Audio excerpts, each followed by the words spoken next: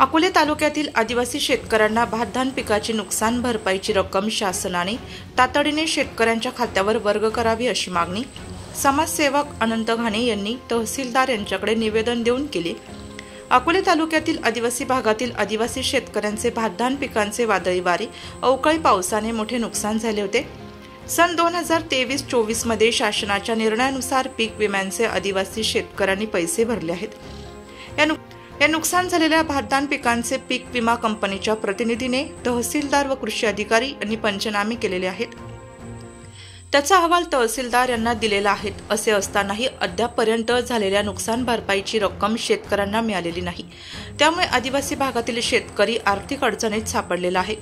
तरी शासनाने सदर नुकसान भरपाईची रक्कम शेतकऱ्यांच्या खात्यावर वर्ग करावी असे निवेदन समाजसेवक अनंत घाणे यांनी तहसीलदार यांना दिले।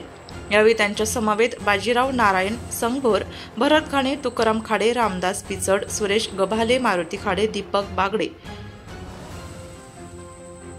दिलीप बागडे, लांडके, अवी पवार, विजय पद्मेरे, अशोक भोजने, उरकिडे सर, अशोक इरनक आदी उपस्थित होते।